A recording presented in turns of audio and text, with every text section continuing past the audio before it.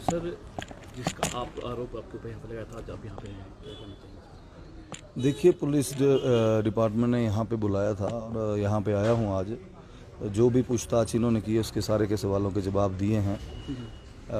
और हमने भी इनसे रिक्वेस्ट की है कि जो भी आपने आगे भी सवाल पूछने या बुलाना है तो हमने रिक्वेस्ट की है कि कृपा करके 10 तारीख के बाद बुलाएं, क्योंकि चुनाव का समय है। एक एक घंटा एक एक मिनट बहुत महत्वपूर्ण होता है इस दौरान। और मैं समझता हूँ कि शायद ये सरकार भी समझती है, लेकिन सभी जानते हैं कि किस तरह से जो है प्रताड़ना जो है इस सरकार में की जा रही है। विधायकों के ऊपर किस तरह से एफआईआर हैं, झूठी एफआईआर हैं लिखी जा रही हैं, की हैं, पहले भी की इन्होंने। हर परिवार वालों को परेशान किया जा रहा है, जो साथ में जुड़े हुए लोग हैं उनको परेशान किया जा रहा है। और टाइम वेस्ट करने के लिए कि टाइम किसी भी तरह वेस्ट हो, यहाँ से जाएं, क्योंकि मैं चुनाव में हूँ, उपचुनाव में हूँ, मुख्यमंत्री जी का गृह जिला है, हेडक्वार्टर की सीट है, तो वो भी ये मतलब कोशिशें हैं कि किसी तरह प्रशासन का जो है वो दुरुपयोग कर रहे हैं। और चलो, हम तो क्या ही बोल सकते हैं कि लोकतंत्र की जिस तरह से हत्या प्रदेश में हो रही है वो बड़े दुर्भाग्य की बात है।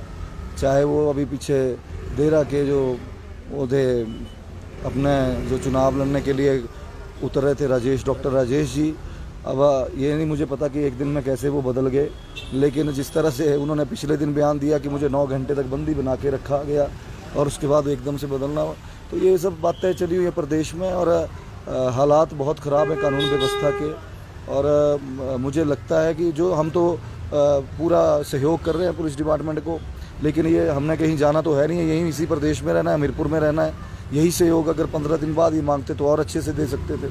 अभी भी दिया है इनको, जब बुलाएंगे तब आएंगे, लेकिन मैंने यही रिक्वेस्ट की है कि 10 के बाद बुलाएं तो बेहतर रहेगा। आशीष जी, पिछले कल जो मुख्यमंत्री ने आरोप आपको लगाए हैं, खनन माफिया आपको बोला है, उन्होंने कहा कि 5-6 क्रशर आपके हैं और जितने भी बड़े पत्थर खड्डों में यहाँ पे नहीं दिखाई देते हैं। देखिए, अगर आज की डेट में पूरे कांगड़ा और हमीरपुर में कोई सबसे बड़ा खनन माफिया है तो मुख्यमंत्री के सगे भाई हैं।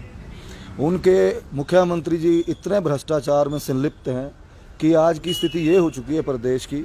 और मैं तो आपके चैनल के माध्यम से पूछना चाहता हूँ कि ऐसी क्या नौबत पड़ गई कि सबसे पहले सरकार बनते ही, दिसंबर में सरकार बनती है और फरवरी में माइनिंग पॉलिसी चेंज की जाती है, और केवल कैप्टिव यूज़ की परमिशन के लिए, कैप्टिव यूज़ क्रैशर में जो रोड कटिंग का मटेरियल होता है केवल वो यूज़ किया जाता है।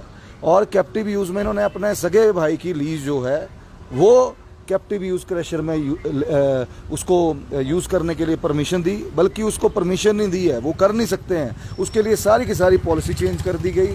आज ब्यास नदी के ऊपर अगर नदौड़ में जाएंगे, हालात ख़राब हैं। पूरी की पूरी ब्यास नदी जो है इन्होंने पोकलैन और दिन रात खनन चला हुआ है, उसको पूछने वाला कोई नहीं है। ये तो लोगों को भी, हमीरपुर के विधानसभा हो चाहे पूरे हमीरपुर ज़िले के लोगों को पता है कि किस तरह से ये लोग जो है अपनी मोनोपोली सेट करने के लिए, ताकि केवल और केवल हम लोग पैसा कमाएं और बाकी जो हैं सारे के सारे जो हैं बंद हो जाएं, बेरोजगार हो जाएं।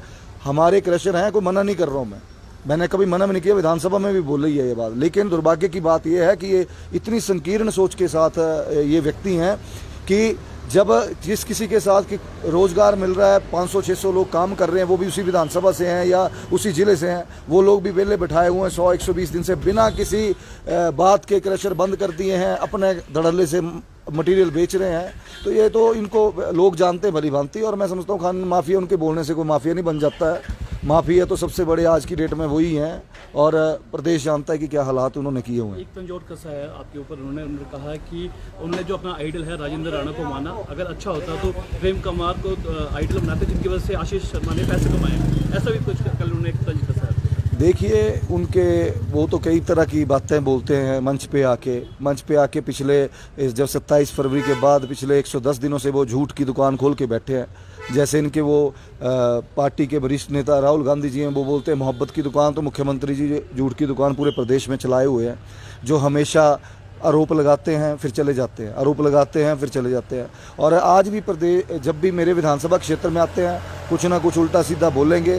खैर, इन सब बातों के बीच में मैं नहीं पढ़ूंगा। मैं सिर्फ इतना जानता हूं कि 15-16 दिन की बात है, आज से ठीक 18 दिन बाद वोटिंग होनी है। हाँ, मुझे 18 दिन बाद वोटिंग होनी है और 18वें दिन वोटिंग होनी है। जो भी जनता ने तय करना है, वो जनता ने तय करना है, वो मुख्यमंत्री के बोलने पे तय नहीं होना है। वो जो लोकतंत्र में एक ही तो अधिकार है हम लोगों के पास कि हम लोगों के बीच में जाए और जनता बताए कि हम लोग कैसे हैं, हम लोग भ्रष्टाचारी हैं, हम लोग खनन माफिया हैं, या हम लोग जनता की सेवा में तत्परता के साथ पिछले 5 वर्षों से लगातार लगे हुए हैं। वो जनता डिसाइड करेगी, वो मुख्यमंत्री डिसाइड नहीं करेगा। आखिरी सवाल, जिस तरह से लगातार वो कह रहे हैं कि आपके ऊपर बिकने का भी आरोप यहाँ पे लगातार लगा रहे हैं, साथ में ये भी कह रहे हैं कि जनता इस बार सबक जरूर यहाँ पे सिखाएगी, क्योंकि निर्दलीय होते इस्तीफा देना कहीं ना कहीं एक क्वेश्चन मार्क। ये तो मुख्यमंत्री जी को आत्ममंथन करना चाहिए कि ऐसे क्या कारण रहे कि 6 विधायक, उनकी पार्टी के 3 इंडिपेंडेंट विधायकों ने उनको छोड़ा है। वो उनको अपनी कार्यशैली के ऊपर सोचना चाहिए और विचार करना चाहिए कि जो व्यवस्था परिवर्तन करने के लिए वो प्रदेश में आए थे, नारा दिया था कि हम सत्ता के लिए नहीं, हम व्यवस्था परिवर्तन करने के लिए आए हैं, वो आज खुद परिवर्तित हो चुके हैं। आज खुद की फैमिली को प्रमोट करने के लिए मैडम को देरा से टिकट देते हैं, ये परिवारवाद को बढ़ावा देते हैं। और मतलब आप खुद सोचिए कि एक नारा लेके और हर समय ये बोलना कि मैं गरीब परिवार से उठा हुआ व्यक्ति हूँ, 35 सालों का संघर्ष किया, और भी वहाँ कार्यकर्ता है बेचारे कई समय से लगे हुए हैं, उनको प्रताड़ित किया गया।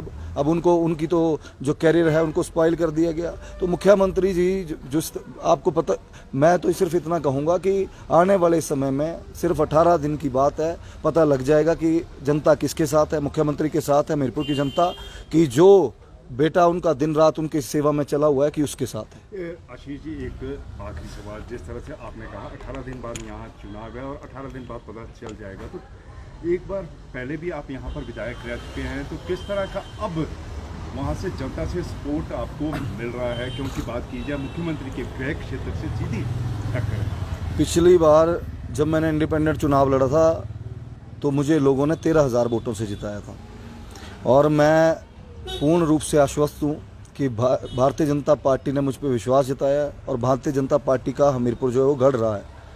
और इस बार जब पार्टी ने टिकट दिया है, सारा संगठन और सभी कार्यकर्ता साथ में चले हुए हैं।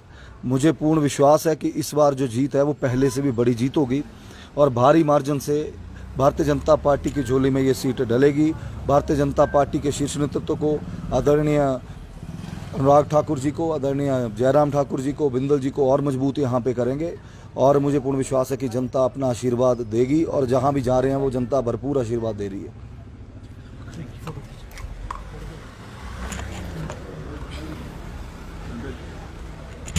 करण भाई 2 मिनट, करण भाई एक सेकंड।